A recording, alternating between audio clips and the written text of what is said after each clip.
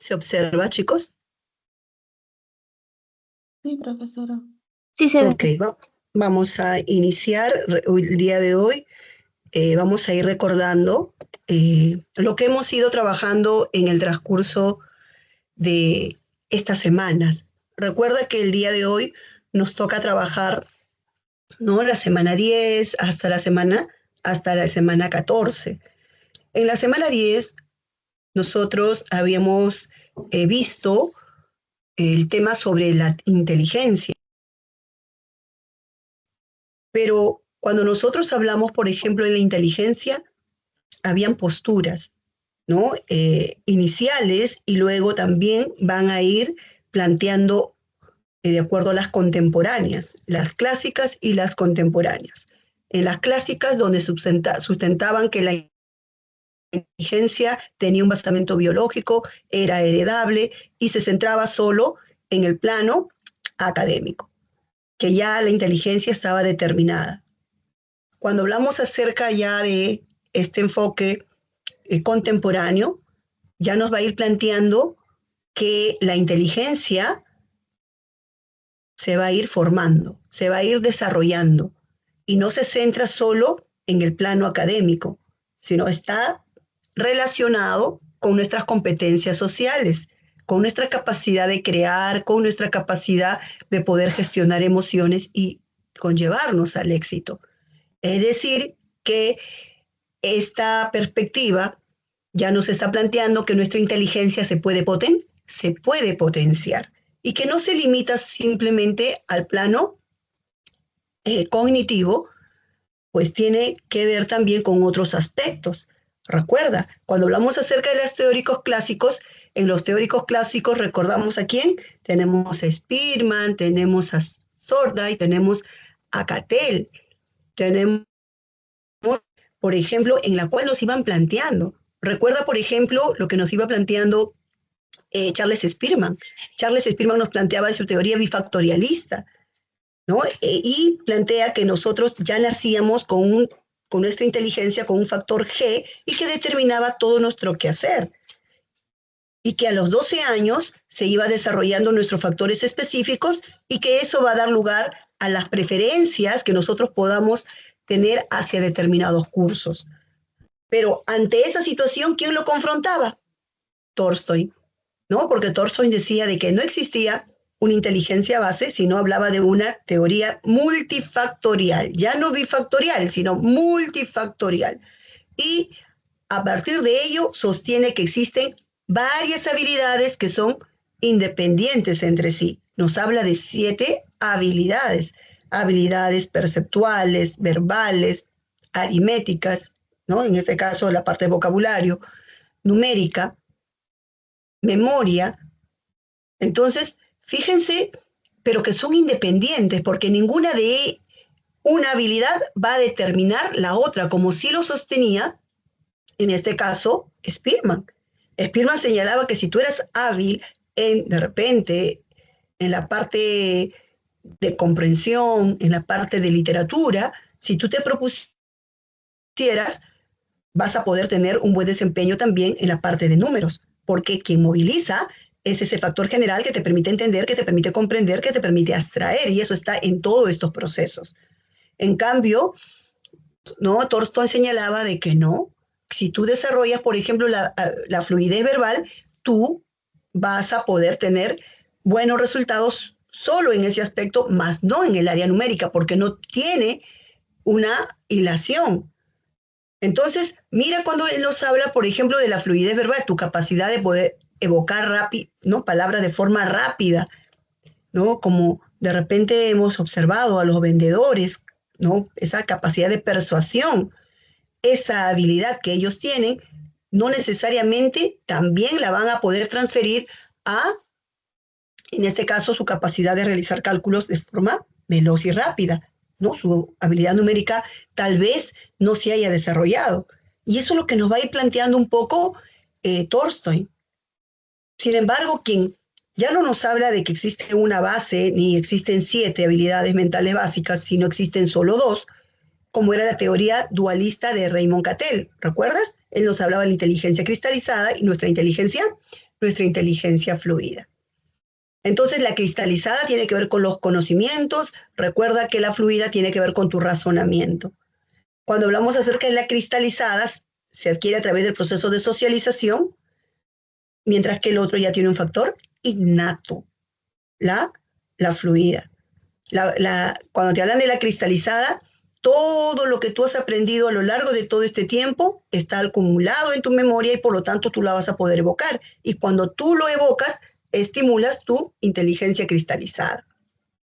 En cambio, cuando tú ya eres capaz de inferir, de repente ante un problema, tienes que resolver situaciones de forma rápida, ahí empieza a activarse pues tu inteligencia fluida, ¿no? Tu capacidad de poder razonar, de encontrar de repente eh, eh, respuestas de forma novedosa y rápida sobre todo. Entonces, mira, aquí vamos a ir encontrando estas posturas, pero todo se encaminaba en el plano académico. Sin embargo, en los contemporáneos ya vamos a ir encontrando. ¿Recuerdan ustedes? ¿A quiénes recuerdan, por ejemplo, ¿no? En estas teorías contemporáneas que nos hablan de la inteligencia? ¿Quién planteó la teoría endógena, la teoría de la epistemología genética? Piaget. Piaget. ¿Y Piaget? ¿Qué tenemos que recordar Piaget? Piaget, ¿qué nos dice? ¿Cómo se desarrolla la inteligencia para Piaget? ¿Con la madurez? Piaget le da... Disculpa. ¿Con la madurez? Claro, es cuando Piaget señala que la inteligencia se va a ir desarrollando, es gracias a la capacidad, le da más importancia a la parte de la maduración, a la parte del desarrollo antes que el aprendizaje. Es por ello que él sostiene que nuestro pensamiento se va a ir desarrollando a través de estadios, a través de etapas, etapas sensoriomotriz, preoperacional, operacional concreta, y luego ya tiene la capacidad de poder abstraer, como es su capacidad, ¿no? Su pensamiento formal. Y por lo tanto él señalaba que teníamos que respetar esos estadios, no adelantarnos. ¿Por qué? Porque en cada una de esas etapas nosotros vamos a ir realizando nuestro proceso de asimilación y de acomodación, que es importante para poder lograr nuestro equilibrio. Si tú, por ejemplo, a un niño que tiene 2 años, 3 años, le insistes en que pueda escribir, pueda leer y todavía no le corresponde porque no alcanzó su proceso maduracional, entonces vas a ir generando de repente una rencilla con esa actividad. Ya no va a querer escribir, ya no va a querer, no, por iniciativa propia, es decir, mutilas ese aspecto. Entonces, lo que él sostenía, que a medida que se alcance ese proceso maduracional, el niño va a tener la posibilidad de poder, en este caso,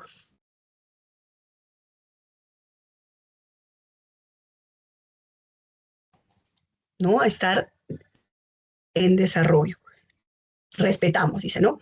Ahora, pero quien sostiene que es importante, por ejemplo, el trabajo colaborativo, donde el maestro tiene que ser el mediador y para eso tiene que estimular su zona de desarrollo próximo, fue planteado por Leo Vygotsky. ¿Recuerdas? Leo Vygotsky nos está planteando la importancia que tiene la cultura, la importancia que tiene nuestro entorno, nuestra sociedad. ¿Por qué? Porque este medio donde nosotros vivimos hace posible que nosotros podamos desarrollar nuestra inteligencia.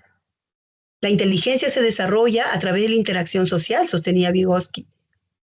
Cuando tú, por ejemplo, utilizas y estimulas tu lenguaje, vas a tener la posibilidad de activar tu zona de desarrollo próximo. ¿Qué quiere decir? Que la zona de desarrollo próximo se genera cuando tú tienes una duda, cuando tú tienes de repente un determinado conflicto y tratas de resolverlo. Vas a tus conocimientos que ya tienes, a tu zona, ¿no? Real, y luego te vas a tu zona potencial. Recuerda, en la zona potencial buscas a un amigo, a alguien experto para que te ayude a comprender lo que estás haciendo. Cuando ya lo entiendes, se dice que has trabajado ya tu zona de desarrollo próximo.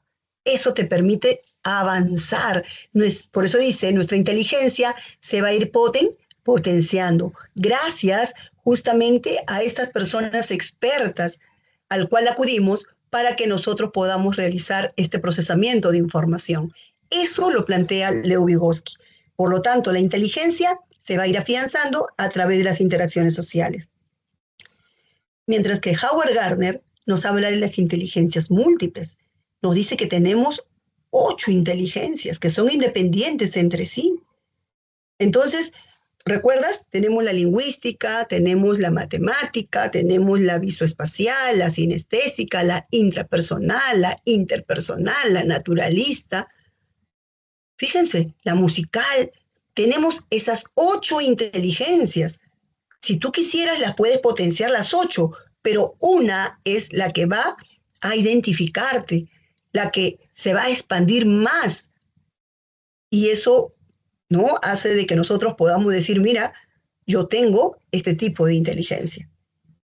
Entonces, tenemos, fíjense, varias formas de poder entender, ¿no?, y comprender la importancia que tiene estimular, ¿no?, estas habilidades. Stenberg ya nos hablaba de su teoría tripartita, su teoría de la inteligencia analítica, creativa, práctica, pero él en esa teoría tripartita nos dice que la inteligencia práctica es lo que conlleva el éxito del ser humano. Es nuestro sentido común con el cual actuamos. Pero asimismo también podemos recordar que la inteligencia analítica se asemeja a la cristalizada de Cattell, porque ambas acumulan prácticamente información, acudimos a información que ya está acumulada en nuestra memoria. Entonces, esas informaciones yo las tengo que recordar. Cuando a mí me hablan de, por ejemplo, la inteligencia está asociada hoy en día no solo con lo cognitivo, sino también con lo emocional. Por eso hablamos de la inteligencia emocional. Y Daniel Goleman sostiene que tenemos que trabajar tu proceso de comprender y entenderte a ti mismo. Para eso tienes que saber, ¿no?, cómo se generan tus emociones. Tienes que tomar conciencia de cómo se producen esas emociones. Nos habla del autoconocimiento, nos habla de el autocontrol, la importancia de poder controlar estas emociones y ponerlos a nuestro servicio. Cuando tú lo controlas, vas a poder orientar esas emociones a tus objetivos. ¿Y eso por qué? Porque ya estás automotivado. Entonces, él nos habla de estos pilares que constituyen, pues, y parte del propio individuo. Y luego ya trabajas la parte de las relaciones interpersonales, trabajas la parte de la empatía. Cuando eres capaz de entenderte, dice Goleman, vas a poder comprender y entender a los demás. Entonces, nosotros vamos a ir trabajando estos puntos que hemos visto a lo largo de toda la clase, haciendo acordar simplemente para poder resolver este primer ejercicio. Mira, ¿este ejercicio de qué nos están hablando? Nos dice, mira, el primer ejercicio nos habla que Cristiano, tras destacar en un concurso de pintura, recibió como premio un viaje para conocer las pinturas rupestres dejadas por el hombre de Toquepala. Al llegar, fue recibido por el arqueólogo Andrés, quien lo guió hasta la Cueva del Diablo, donde se conservan los vestigios de estas antiguas manifestaciones artísticas. Mientras observaba las figuras talladas en las piedras, Cristiano identificó patrones y símbolos repetidos, formulando hipótesis sobre su posible significado. Más adelante, mientras caminaban por una zona elevada, Andrés notó un cambio repentino en el clima y sugirió regresar antes de que comenzara la tormenta. Mira, me preguntan, considerando las teorías de inteligencias múltiples, recuerda, ¿cuáles son esas inteligencias múltiples? Hemos visto las 8 tipos de inteligencias. ¿Qué inteligencia está presente en Cristiano?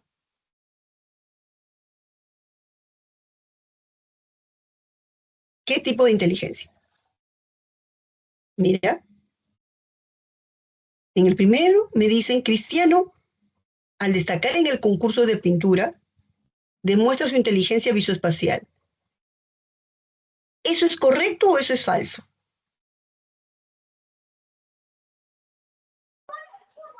Falso. ¿Por qué?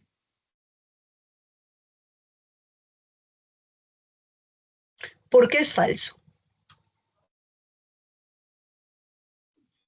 Visoespacial no se relaciona más con figuras geométricas o algo así, o el espacio, ¿no? Claro. Claro, pero fíjate, aquí dice Cristiano, tras destacar en un concurso de pintura, recibió como premio un viaje para conocer sus pinturas rupestres, ¿no? Ya está. Cristiano dice, al destacar en este concurso de pintura, demuestra su inteligencia visoespacial. La inteligencia visoespacial, ¿cuál es? Es la capacidad de poder identificar elementos en espacios tridimensionales.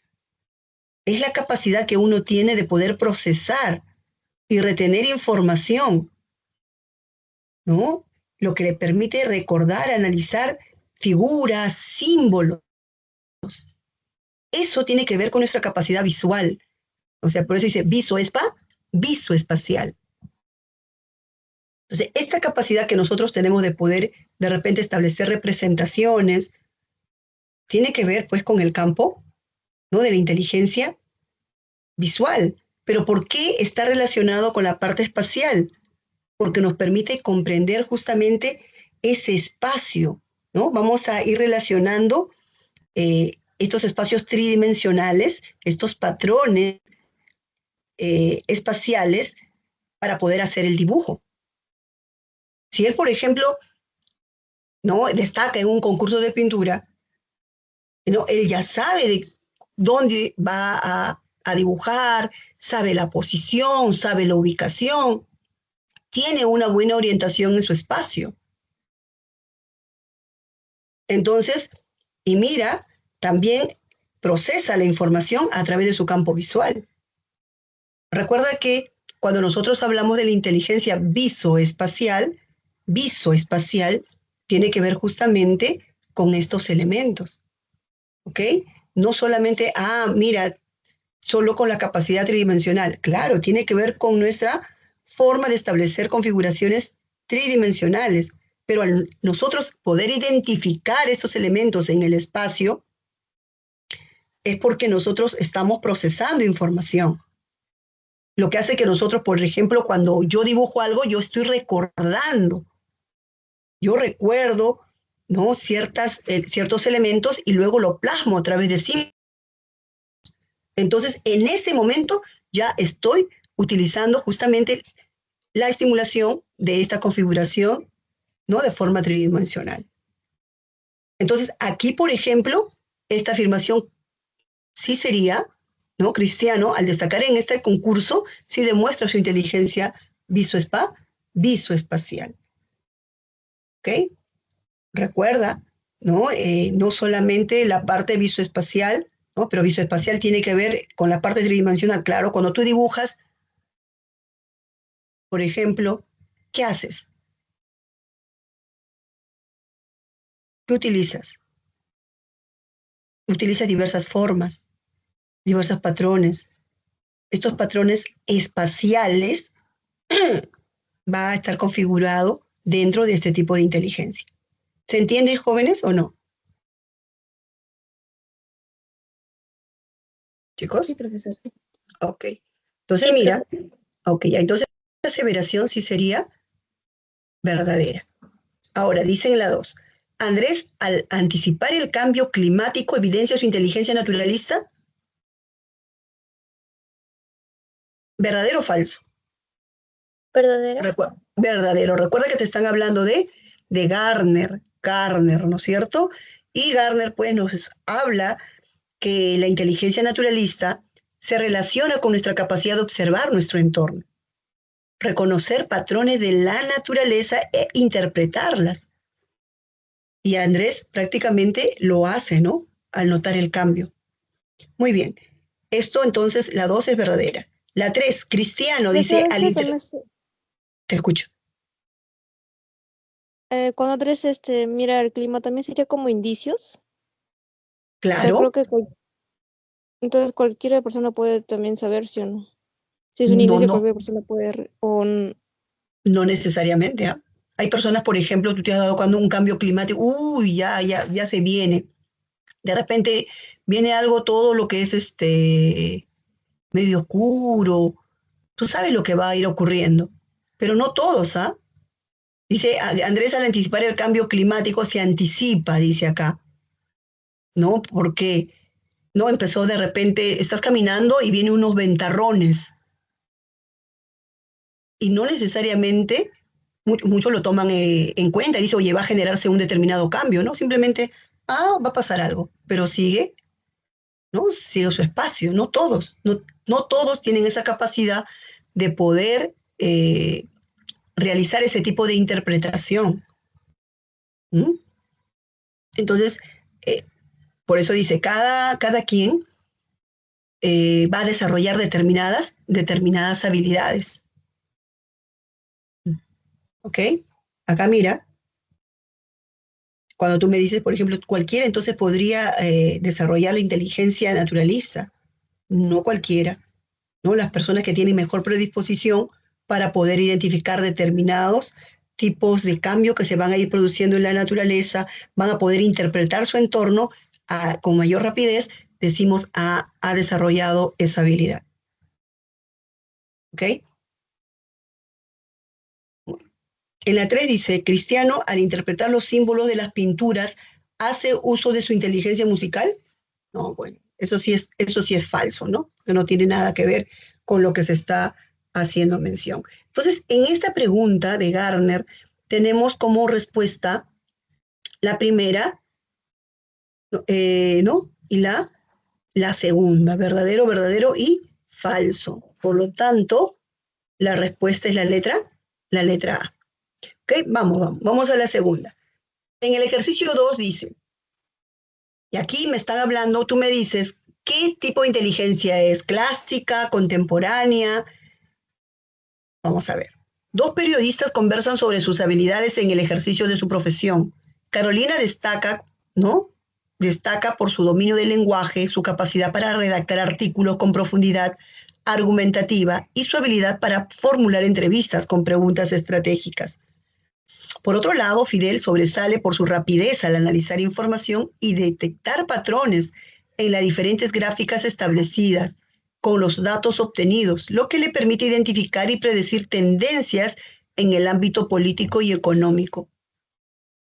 Y se adapta fácilmente a nuevos formatos. Desde la propuesta de Cattell, determina el tipo de inteligencia que se presenta. ¿Qué tipo de inteligencia estará presente tanto en Carolina como en Fidel? Estamos dentro de los, si me están hablando de Cattell, estamos hablando dentro de los clásicos, ¿verdad? A ver, ¿qué tipo de inteligencia habrá desarrollado Carolina?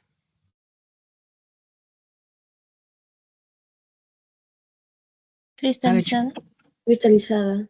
ajá, ¿y por qué cristalizada?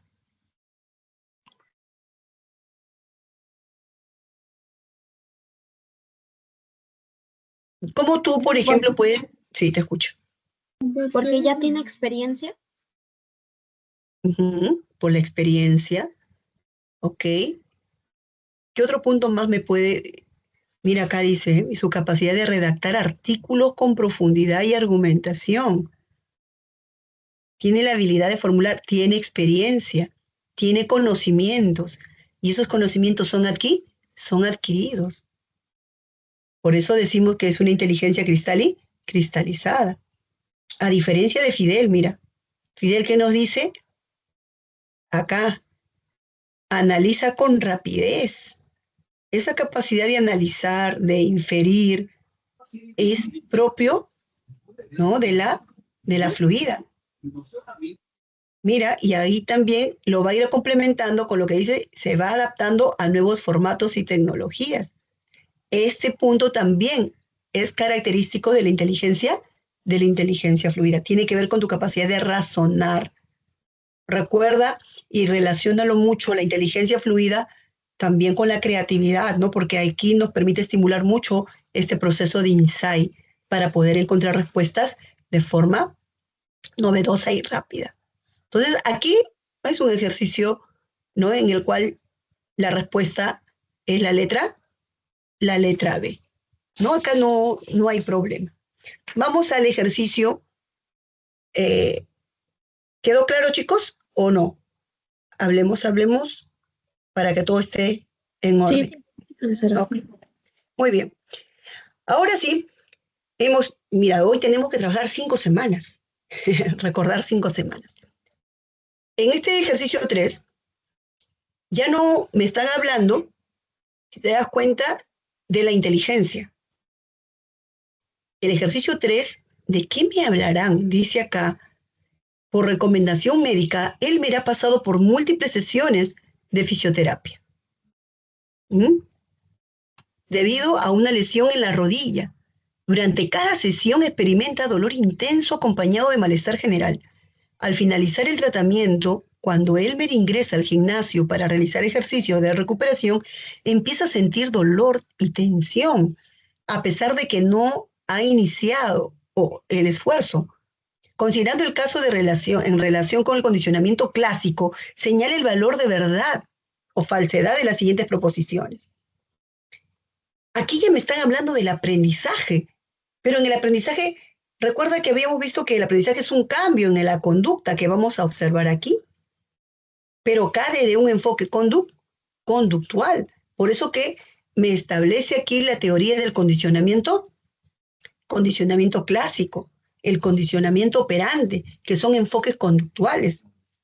Pero también el aprendizaje genere cambios, pero estos cambios cuando nosotros vamos a ir evidenciando un cambio en la interpretación que le otorgamos a nuestro entorno. Le otorgamos un significado. Aquí ya deja de ser enfoque conductual y de manera inmediata nos damos cuenta de que estamos abordando un enfoque cognitivista. En el enfoque conductual tenemos la teoría del condicionamiento clásico y el condicionamiento operante. Punto fundamental. En el clásico se aprende cuando la variable, ¿no? En este caso el estímulo neutro, es capaz de generar respuestas que antes no podía hacerlo porque tenía un papel pasivo. Pero después del pareamiento, de entrenamiento, ya es capaz de hacerlo.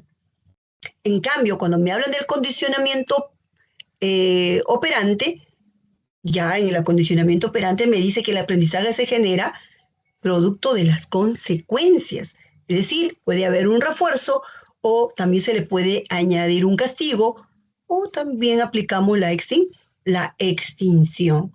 Entonces, dentro de esta perspectiva, vamos a ir orientándonos para resolver este ejercicio 3. Aquí me hablan pues de la teoría del condicionamiento conductista, condicionamiento clásico, y recuerda que en el condicionamiento clásico, para poder determinar, ¿no?, si es o no esta teoría, tenemos que identificar sus variables. Recuerda, nos habla de un estímulo neutro, me habla de un estímulo incondicionado y que luego se condiciona.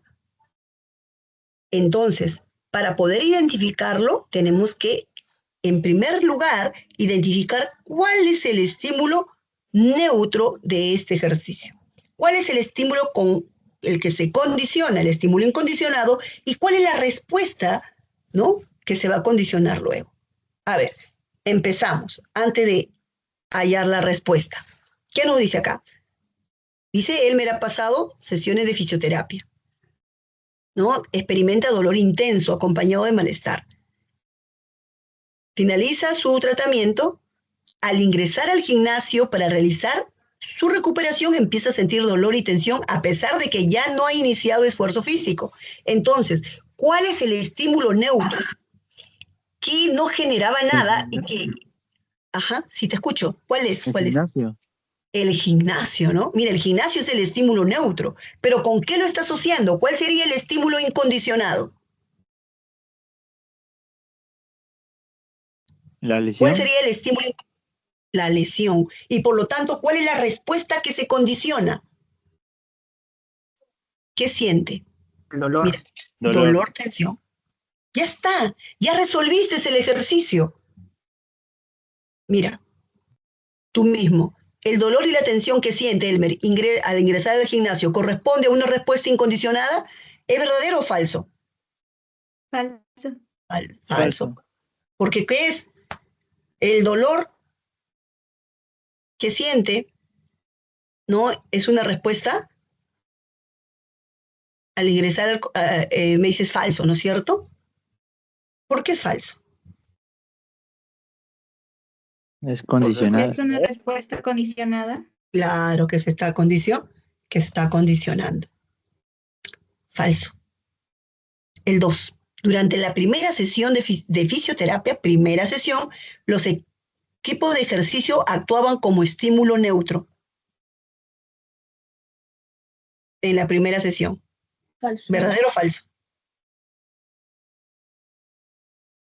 En la primera sesión, estos equipos, ¿no?, que están en el gimnasio, generaban algo a Elmer Sí, dolor. al inicio. No, es No, neutro. neutro. ¿No es cierto? Pues acá, mira, acá te dice, durante las primeras sesiones de fisioterapia, ahí no generaba nada. Pero como era continuo este tratamiento, ahí ya le agarró, como dice, empieza a establecer su proceso de condicionamiento.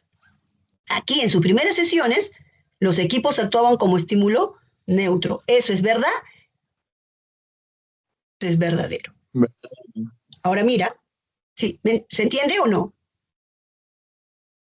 Sí, profesor. Ok, dice, el malestar recurrente que Elmer experimenta tras las sesiones es producto de un refuerzo negativo. Falso. ¿De qué ¿Por qué? Falso. ¿Por qué? ¿Por qué falso? Porque sería quitar algo que le moleste, así que no sería refuerzo negativo. Claro, porque se supone que estamos hablando de ¿qué? ¿Del condicionamiento? Clásico. Del condicionamiento clásico, donde el aprendizaje se va a dar a través de asociación. Entonces, producto de refuerzo negativo, no, eso no es correcto. Entonces, mira, acá tú te has dado cuenta de que para poder resolver este tipo de ejercicio, lo primero que tienes que es centrarte en el ejercicio inicial. A ver, ¿de qué me están hablando? Identifico estímulo neutro, estímulo incondicionado, y ahí ya se resuelve todo, prácticamente la dificultad que se te puede ir presentando en uno de estos ítems. Entonces, acá la respuesta vendría a ser falso, verdadero, falso. ¿Se entendió? Vamos entonces al ejercicio que sigue. A ver, vamos a ver.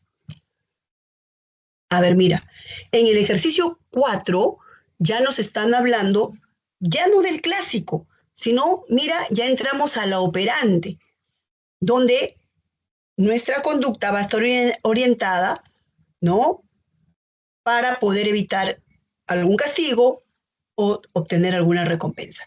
Acá dice, Jared evita conducir de noche en carreteras poco iluminadas, después de haber sufrido un accidente automovilístico en una vía oscura. Desde entonces prefiere viajar solo durante el día y elige rutas bien señalizadas. Relacione los elementos de este aprendizaje con las variables que conforman la triple relación de contingencia. Recuerda que esa triple relación de contingencia permite moldear nuestra conducta. Va a ir generando un cambio. Entonces, aquí tenemos, ¿cuál es esa triple relación de contingencia? Estímulo discriminativo. Después es el evento interno, externo, que va a llevar a cabo una determinada conducta operante. ¿Okay? Recuerda que el estímulo discriminativo es el estado de alerta para poder ejecutar una conducta. Y esta conducta se va a mantener, ¿no?, dependiendo mucho del estímulo consecuente que uno recibe, de las consecuencias. Entonces, en función a ello, vamos a este ejercicio. Aquí, por ejemplo, me piden identificar. Lo primero que yo tengo que identificar este ejercicio es el estímulo discriminativo. ¿Cuál es el contexto donde se está llevando a cabo mi conducta operante? A ver, vamos a ver. Dice, evita conducir de noche en carreteras poco iluminadas. A ver, jovencito, ¿cuál es el contexto donde se lleva a cabo esta situación? Carreteras poco iluminadas.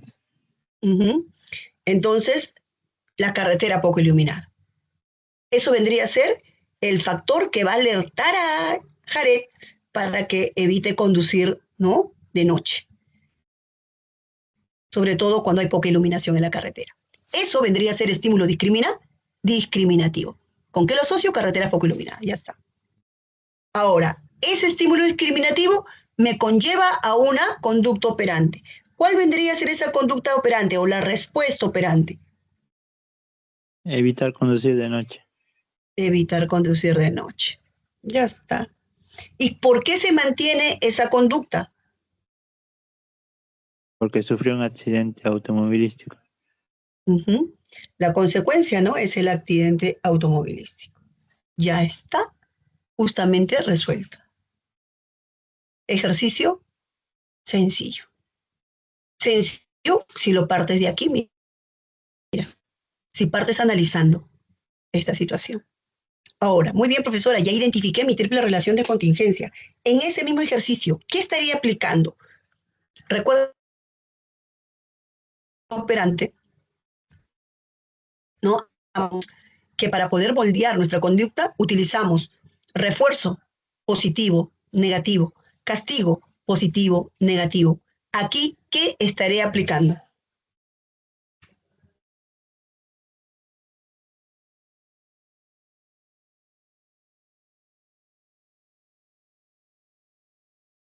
¿Estoy utilizando refuerzo o castigo? Positivo. Castigo. Refuerzo. Castigo. Mira, Castigo.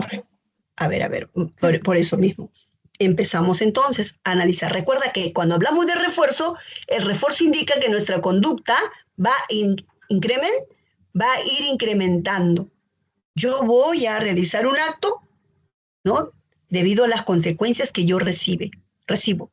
Y sobre todo esas consecuencias son gratas, ¿ok? En cambio, cuando a mí me hablan de refuerzo negativo, yo voy a evitar una situación desagradable, ¿no? Y como yo evito una situación desagradable, mi conducta aumenta.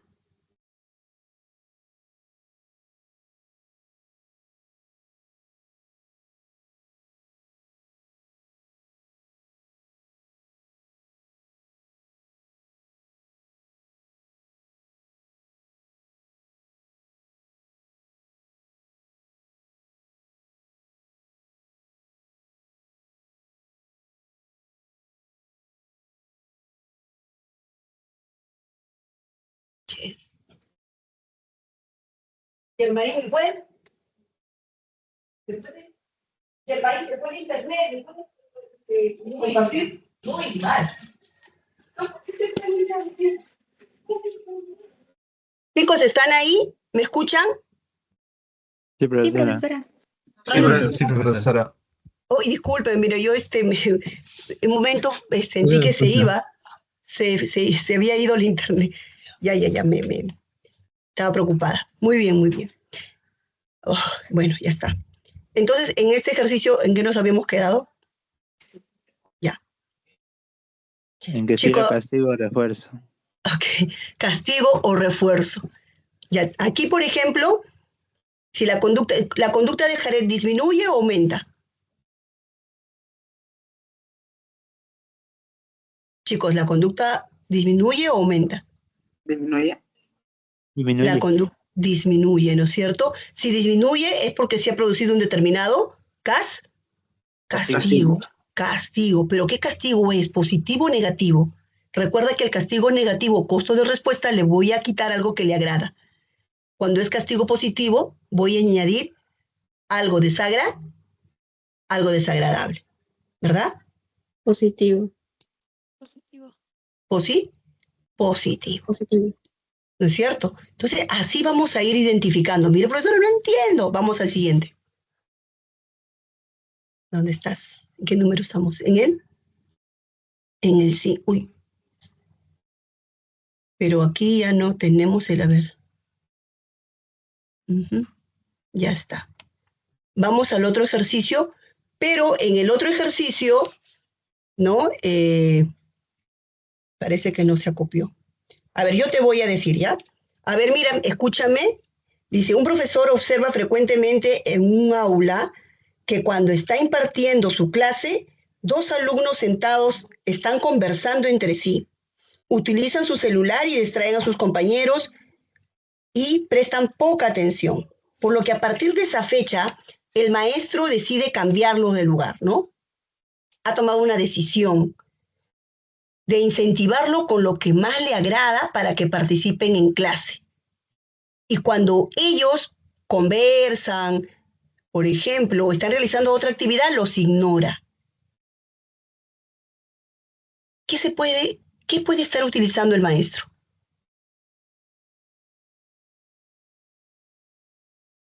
A ver, mira, vuelvo a repetir. Un maestro observa frecuentemente en su aula que está impartiendo su clase, dos estudiantes que están sentados al fondo conversan, utilizan su celular, distraen a sus compañeros, prestan poca atención, por lo que a partir de esa fecha ha tomado la decisión de incentivarlos con lo que más le agrada para que participe en clase, pero los ignora cuando estos están ejecutando cualquier otra actividad. ¿Qué está utilizando el maestro? ¿Castigo o refuerzo? Refuerzo. Refuerza al inicio. Refuerzo al inicio, ¿no?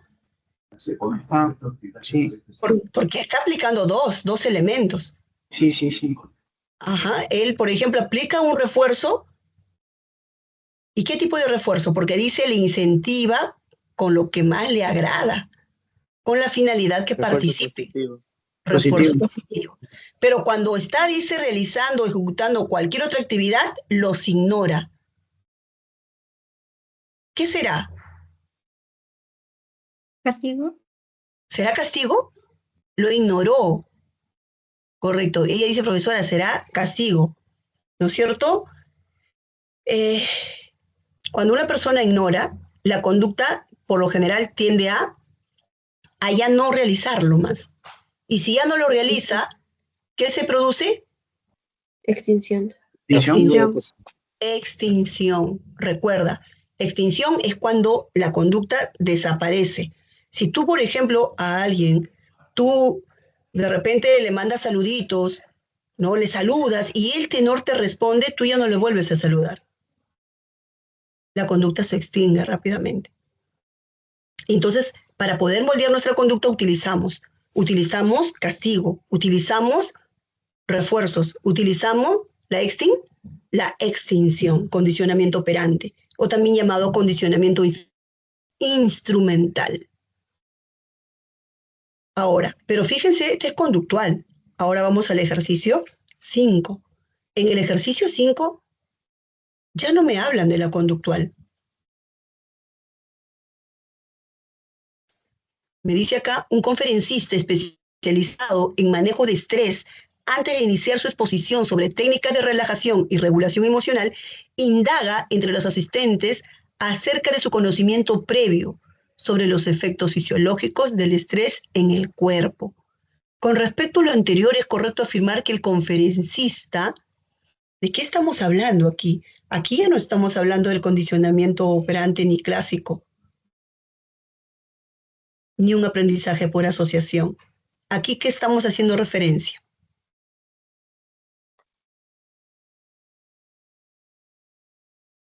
¿Qué tipo de aprendizaje? Mira, dice que el conferencista indaga entre los asistentes si tienen conocimientos previos o no. Muy bien lo que dice su compañero. Profesora, está estimulando el aprendizaje significativo. Y si hablamos de un aprendizaje significativo, ya estamos hablando de un aprendizaje cognitivo.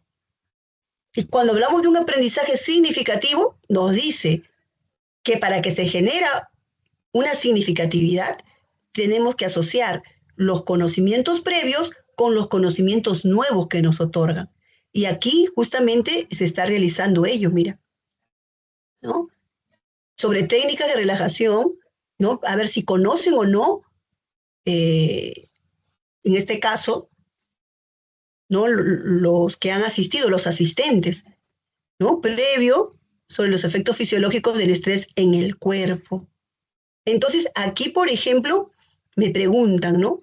¿Es correcto afirmar que el conferencista fomente el aprendizaje por observación entre sus participantes? ¿Observación? No. ¿No es cierto? No. Él está allá. No, aquí definitivamente nos están hablando de qué tipo de de frente, ¿no? Fomenta el aprendizaje por observación, falso. Analiza la comprensión inicial para conectar con nuevos conceptos. ¿Está conectando? Sí, verdadero. Verdadero, Sí, verdadero. está conectando, profesora. Aquí hay conocimientos previos, por eso inicial, con los nuevos. Perfecto. Ahora dice, aplica el anclaje propio del aprendizaje por recepción. Verdadero. Verdadero, porque el anclaje es esto, pues, el previo con el nuevo. Ahí Ah. prácticamente se asocia. Entonces, en el aprendizaje significativo, tú le tienes que dar sentido a lo que aprendes y poder transferirlo en otros contextos. Cuando tú eres capaz de hacerlo, has generado un aprendizaje significativo porque has realizado el proceso de anclaje. Recuerda, en el aprendizaje significativo, el maestro es el facilitador. Activa el razonamiento tanto inductivo como deductivo, a diferencia del aprendizaje por descubrimiento que solo estimula el razonamiento inductivo. Vamos al otro ejercicio, 6. A ver, mira, ustedes solos. Dice, ahora Aarón muestra a los operarios la forma y secuencia correcta de embalaje para conseguir que los documentos puedan ser enviados sin riesgo de sufrir daño o deterioro durante el transporte desde la agencia hasta la entrega final a sus destinatarios. Considerando las teorías cognitivas, lo realizado por Aarón ejemplifica lo planteado por la teoría en la que señala que un aspecto fundamental es, a ver, ahora sí, ¿de qué me están no haciendo mención este tipo de ejercicio? Vicario u observacional. Él está Vicario. ajá, Imitativo. observacional. Oh, pero no está, profesora. Pues mira, el aprendizaje de Bandura se le conoce observacional, imitativo, social,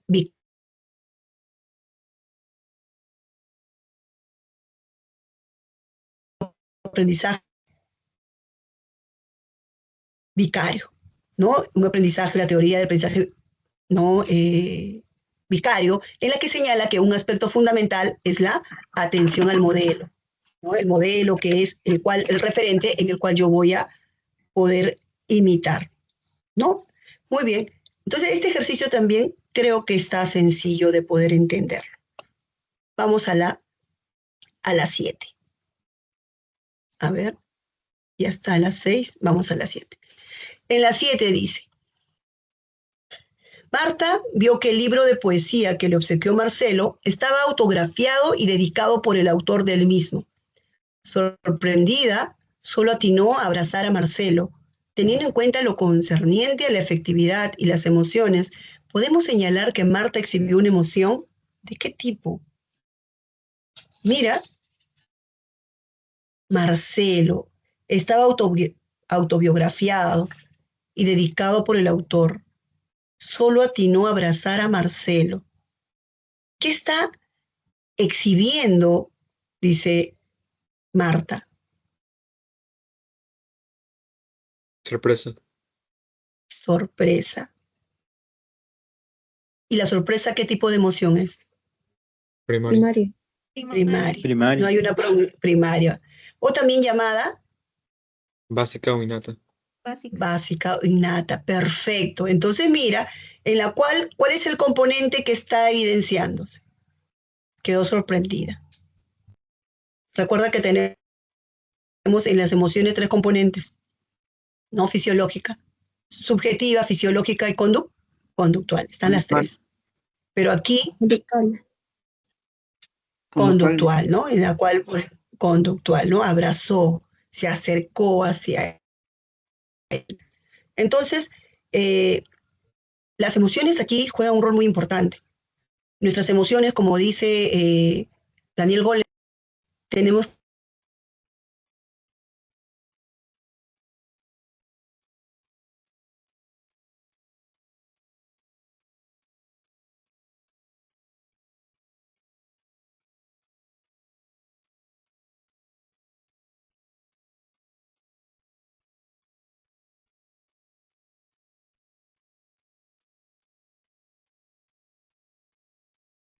¿ven?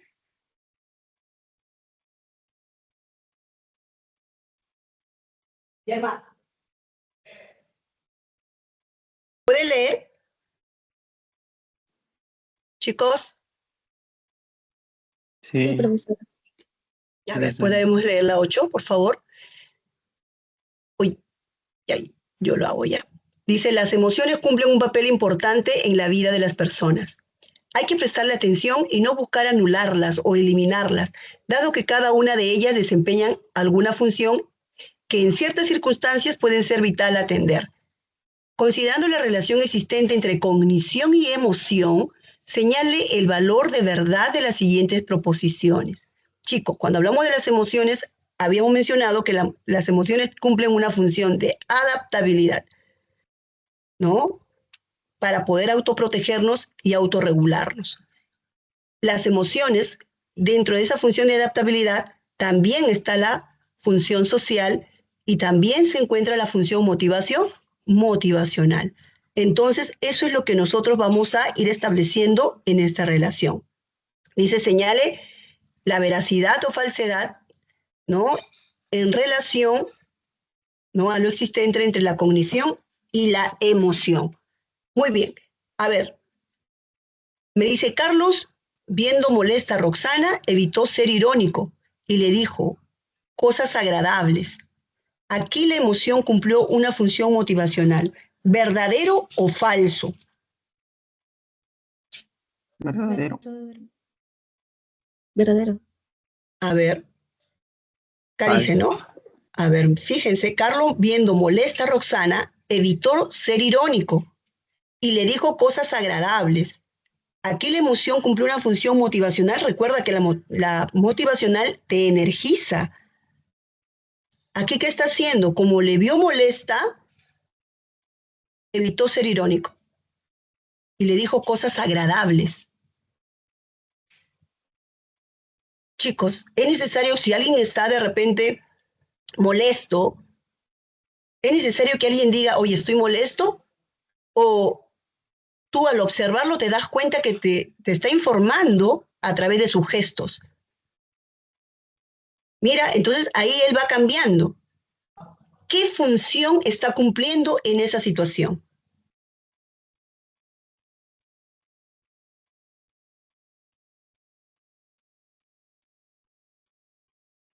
Chicos, ¿qué función? ¿Es correcto la función motivacional? No creo. Sería conductual. Mira, a ver, mira, si yo, por ejemplo, te miro fijamente a los ojos, ¿no? Tú, ¿no? Estoy mirando fijamente a los ojos y tú de repente me vas a decir algo desagradable. Pero como yo te miro fijamente a los ojos, ¿qué haces tú?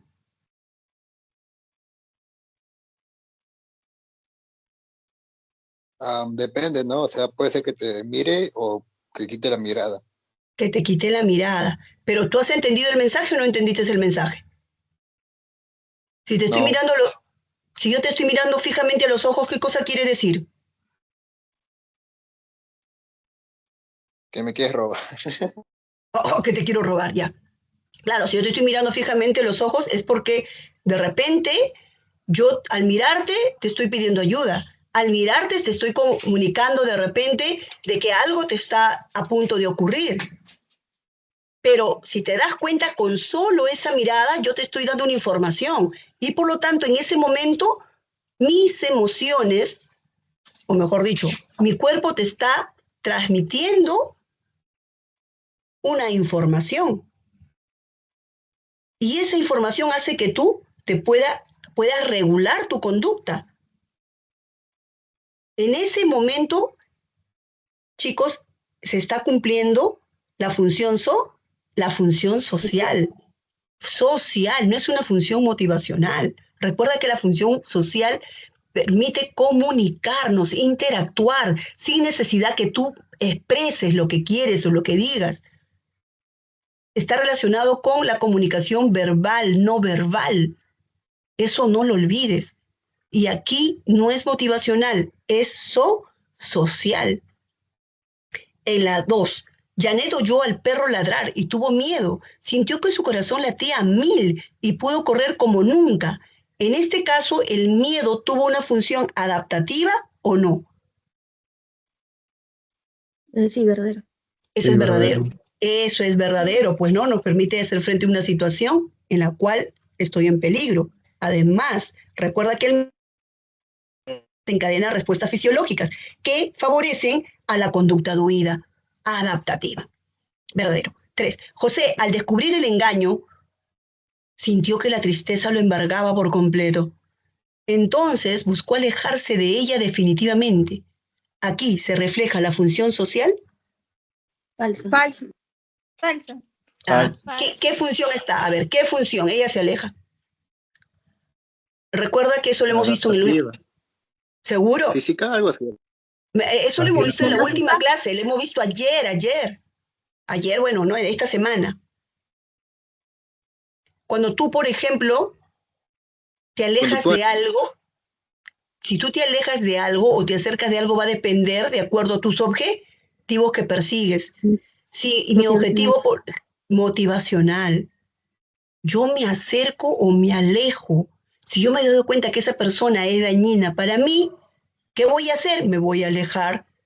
Y ahí tú te has dado cuenta de que se está activando justamente este proceso, ¿no? Esta función. Aquí es motivacional. Entonces, ¿la respuesta cuál sería? La letra B, falso. Estamos aquí. Verdadero. La E, falso, verdadero, falso. Vamos, chicos, espero que se esté entendiendo, porque la hora es tirana. A ver, vamos al 9. Dice, Javier y Raúl se inscribieron en un concurso de especialización en la norma ISO, que en un estándar internacional, que es un estándar internacional que define los requisitos para un sistema de gestión ambiental. La intención de Javier es elevar los estándares de la gestión de las empresas a niveles de excelencia. Raúl, en cambio, tiene como finalidad cumplir con esta acreditación, pues sabe que es un requisito indispensable para postular al cargo de supervisor, no de planta, que pronto estará vacante por la jubilación del titular. Considerando las necesidades tanto de Javier y Raúl, señale la alternativa correcta. Chicos, esto es lo último que hemos visto esta semana. Hemos hablado de las necesidades. Aquí hay una necesidad que pretenden satisfacer. Pueden ser necesidades psicológicas, no tanto personales, o necesidades psicológicas o sociales. Si son necesidades psicológicas personales, está arraigado con tu personalidad, con tu identidad. Por lo tanto, tienes que trabajar tu área de competencia, tu área de determinación y tu área de sociabilidad. Pero cuando a ti te hablan de las necesidades psicológicas, sociales, tiene que ver con tu proceso ya de interacción. Ya no es contigo, sino cómo interactúas con los demás. Y aquí se encuentra la necesidad de poder, la necesidad, en este caso, de logro y la necesidad de afiliación. En este ejercicio, ¿qué necesidad busca satisfacer Javier si él sostiene, mira, que quiere que su empresa obtenga los niveles de excelencia? Motivación. Logro. Logro. Excelente. Logro. Recuerda, el logro busca la excelencia, objetivos, ¿no? Con cierto grado de dificultad, asumen responsabilidad, asumen riesgos. En cambio, mira Raúl, ¿qué dice? Que hace todo lo mismo, pero él tiene otra finalidad, que busca un cargo. Él quiere ser supervisor de una planta. Por lo tanto, ¿qué le mueve a él? ¿Qué tipo de necesidad? De poder. ¿Será el logro? Poder. Poder. Él quiere tener el control, el dominio sobre otros. Entonces, te das cuenta de que en este ejercicio se evidencia esta necesidad psicológicas o sociales. Aquí la única respuesta, ¿no?, es la letra. ¿Cuál es la letra aquí? La letra E, ¿no es cierto? Javier y Raúl buscan satisfacer las necesidades sociales. Bueno, chicos, aquí les dejo la alternativa. ¿Tienen alguna pregunta que hacer? Mira, ya estamos en hora, pero espero de que el tema haya sido comprendido. Profesora, un ejemplo así para necesidad de competencia. Necesidad de competencia. Por ejemplo, mira, la competencia tiene que ver con lo cual tú te sientes orgulloso de todo lo que tú hagas. Una necesidad de competencia es, por ejemplo, el querer ingresar a la universidad para poder, ¿no? O sea, ejemplo, voy a ingresar a la universidad, ¿no? Y para ello voy a realizar mi máximo esfuerzo. Ahí, por ejemplo, tiene que ver con el nivel de competencia. ¿Por qué?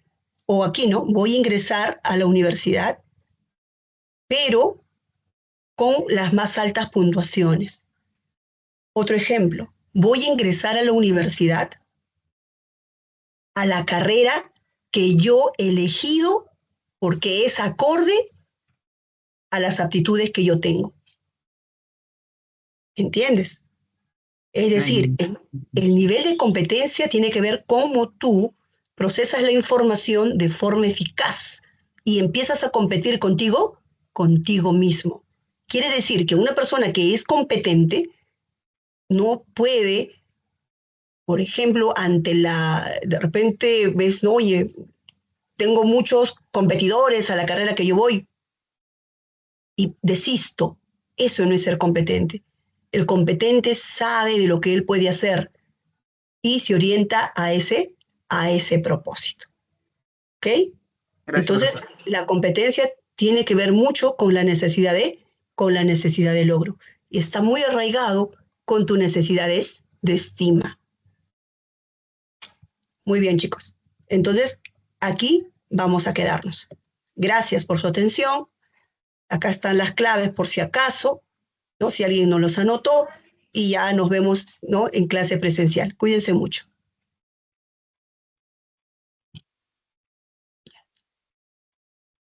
Voy a dar paso al profesor.